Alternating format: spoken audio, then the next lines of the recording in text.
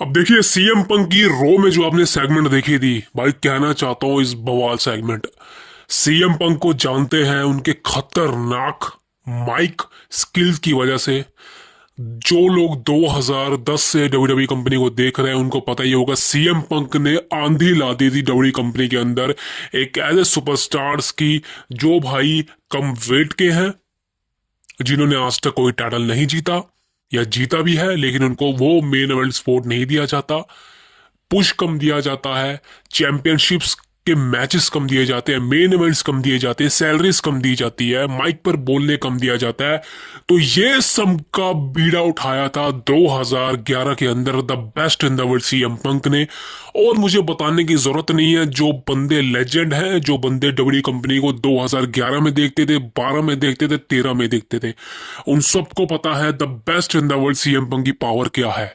CM Punk वो बंदा है जो अपने सामने किसी को भी खड़े नहीं रह सकता, देख ही नहीं सकता, क्योंकि सीएम पंक वो बंदा है जो किसी की भी छुट्टी कर सकता है। सीएम पंक वो बंदा है जिसके साथ माइक पे वन ऑन वन करना बहुत ही मुश्किल है, बहुत ही ज्यादा मुश्किल है। और आपने लास्ट मंडे नाइट रो के अंदर देख ही लिया होगा कि सीएम पंक ने जिस तरह से भाई रॉकी जॉन सीना की बैंड बजा कर रख दी जो, और खासकर सेथ रॉलिंस की, तो भाई ये सबको रोस्ट करा है। और अब मैं आपको बताना चाहता हूं what is the backstage thinking thoughts of CM Punk. So दोस्तों, welcome to the cult of wrestling. और भी बहुत अपडेट है जॉन सीना के बारे में, कोडी रोड्स के बारे में, what is the over last aftermath of that. So सबसे पहले बात करते हैं सीएम पंक के बारे में। देखिए, ये बात तो कंफर्म आपको बता देता हूं कि नेक्स्ट वीक, जी हाँ दोस्तों, next week on Monday Night Raw, the best in the world CM Punk versus Seth freaking Rollins in a steel cage match। जी हाँ दोस्तों, ये मैच कंफर्म हो चुका है। नेक्स्ट वीक अब फाइनली आपको देखने को मिलने वाला CM Punk versus Seth Rollins, Madison Square garden यानी कि एमएसजी द गार्डन के अंदर ये मैच आपको देखने को मिलने वाला मंडे नाइट रो के अंदर। और ये स्टील केज मैच है, बताने की जरूरत नहीं है, जो मैच होगा बवाल मचने वाला है, बिकॉज ब्रोल हुआ था इनके बीच में लेकिन अब फाइनली मैच हो चुका है। और आई थिंक कहीं ना कहीं मैं हमेशा से एक बात कहता हूँ, ये जो मैच है ये काफी बड़ा मैच था, लेकिन इसको जो है मंडे नाइट रो नेटफ्लिक्स पर का करा के एक तरह से भाई मैच की जो स्टार रेटिंग है उस पर इम्पैक्ट डाल दिया था। मैं ये नहीं कह रहा कि मैच खराब था, सीएम पंक ने मैच क्लियर जीता है भाई, कोई डाउट नहीं था, लेकिन अभी दोबारा से मैच होगा, कंफर्म था ये मैच होना ही है। अब ऐसा तो नहीं इनके बीच मैच नहीं होना था।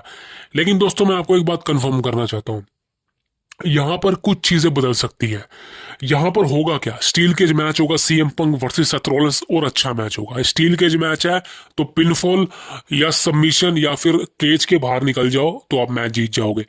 अब क्लियर सी बात है, अगर स्टील केज मैच है तो भाई क्लियर है कि या तो स्टील केज से बाहर ही निकलना पड़ेगा, तभी मजा आएगा।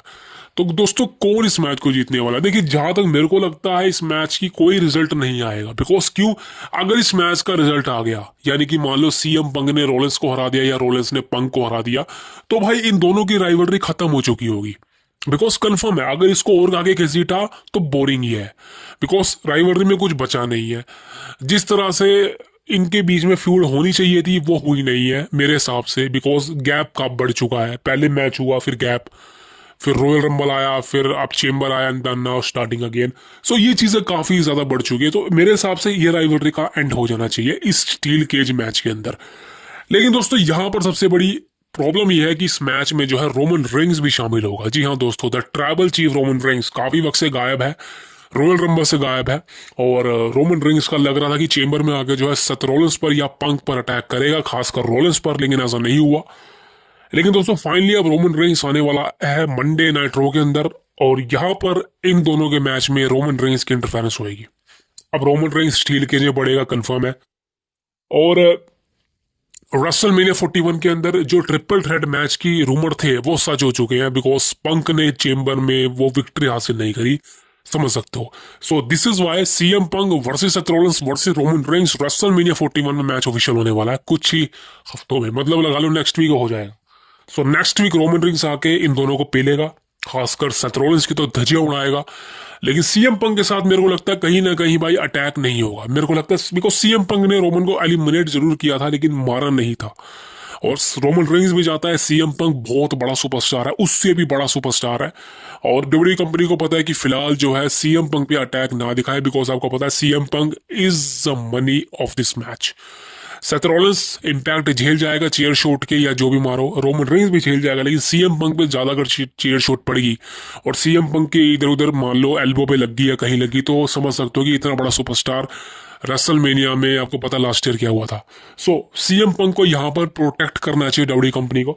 और खासकर वैसे रोमन और पंक के बीच कुछ हो नहीं है, तो रोमन रेंज का जो एक मेन इशारा होगा, मेन प्रॉब्लम होगी, वो रोलेंस ही होगा।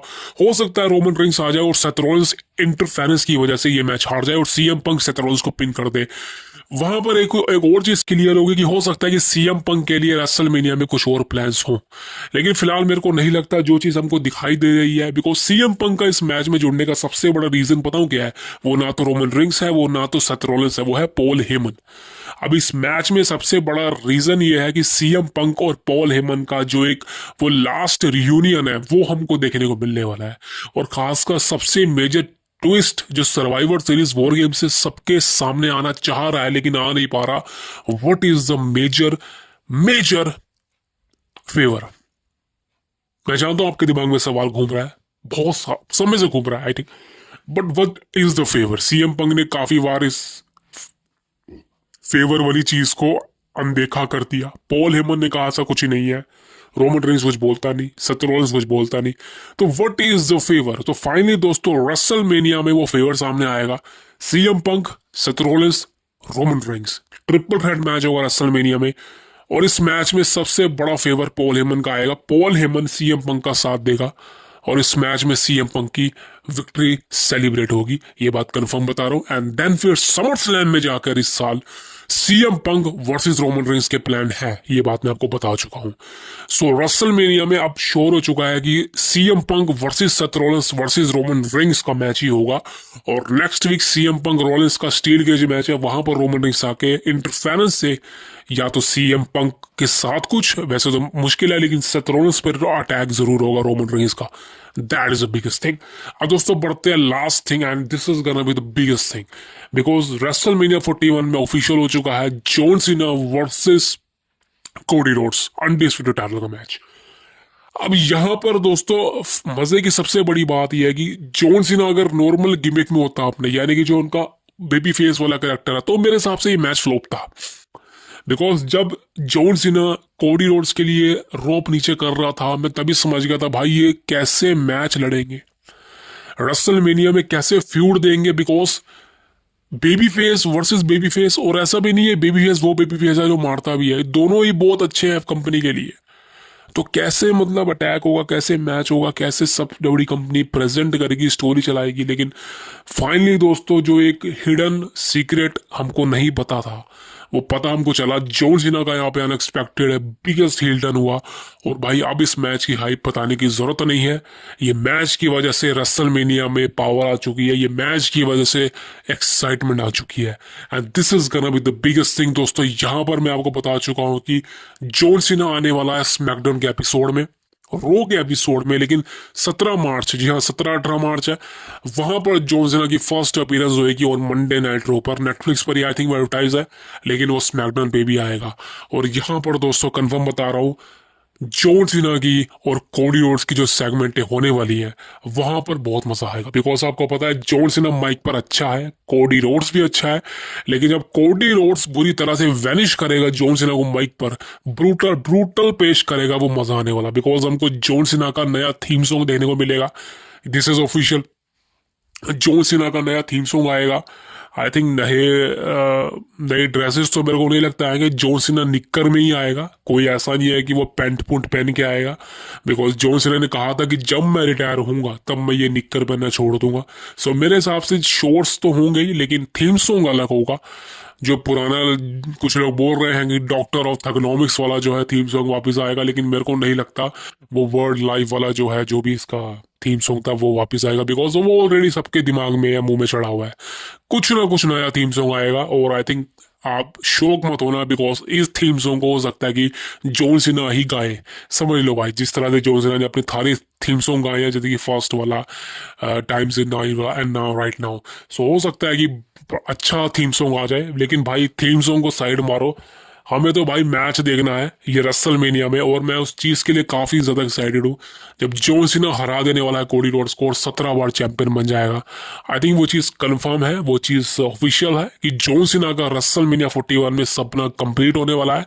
आई नो ये उसका हील टर्न है, और हील टर्न में चैंपियनशिप लेना थोड़ा ईजी है उसके लिए, बट भाई हमें तो यही चाहिए था, जॉन सीना को एक लास्ट बार चैंपियन देखना, बिकॉज जॉन सीना ने लास्ट चैंपियनशिप जीती थी 2017 रॉयल रंबल के अंदर, और 2017 एलिमिनेशन चेंबर के अंदर जॉन सीना ने टाइटल ड्रॉप कर दिया था करीबन 1 महीने या 20 दिन के गैप में, सोच लो।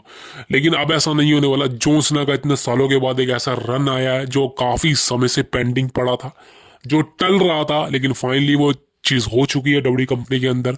I know this is a triple H era, but ये चीज हो चुकी है, सो बिलीव इट और नॉट, बिकॉज 2 दिन तक तो मुझे यकीन ही नहीं हुआ कि सीना का हील टर्न हो चुका है। बिकॉज सीना वो बंदा है जो भाई मतलब सीधे सीधे रास्ते चलने वाला बंदा है, वो टेढ़े रास्ते चलने वाला बंदा है ही नहीं। बिकॉज काफी ऐसे मूवमेंट आए हैं कंपनी के अंदर जब सीना का हील टर्न की जरूरत थी, लेकिन नहीं हुआ नहीं हुआ नहीं हुआ। लेकिन फाइनली दोस्तों अब सीना का जो लास्ट रन है, यहाँ पर मैंने भी कहा था कि सीना का जो है हील टर्न हो जाना चाहिए, बिकॉज हमको कुछ नया देखने को मिलेगा और जॉन सीना अपने सपने साकार कर सकता है। बिकॉज आप खुद सोचिए ना, जॉन सीना अगर बेबी फेस करेक्टर में होता अभी भी और वो कोडी रोड्स को हरा भी देता, तब भी मजा ना आता, बिकॉज वो सेम जॉन सीना को हम पिछले 20 सालों से देखते आ रहे हैं। लेकिन जो ये जॉन सीना है ये अलग है, ये डिफरेंट है, ये हील जॉन सीना है। और आई थिंक वो हील पर्सोना बहुत कम लोगों ने देखा होगा जॉन सीना का, because I don't think so कि आप लोग 2002 में डब्ल्यू कंपनी को देखते होंगे, 2003 में देखते होंगे, जब सीना का वाकई में वो हील कैरेक्टर था। लेकिन वो उतना भी ज्यादा हील नहीं था कि जिसको हम कहे कि हाँ प्रॉपर हील, लेकिन ये तो भाई प्रॉपर हील वाला है, ये सीरियस हील वाला कैरेक्टर है जो जॉन सीना का सामने आया है। फास्ट एंड फ्यूरियस 9 की लोग बात कर रहे हैं, I know there is a Jacob inside that. John Cena Fast and Furious 9 के अंदर विलन परफॉर्म कर चुका है। वही सेम एक्सप्रेशन मेरे को देखने को मिले भाई, वही सेम चीजें देखने को मिली। और बट हाँ यार अच्छी चीजें बहुत इंटरेस्टिंग लेवल पे शुरू हो चुकी हैं, और आई थिंक जॉन सीना का जो रन है वो दिसंबर में खत्म होगा।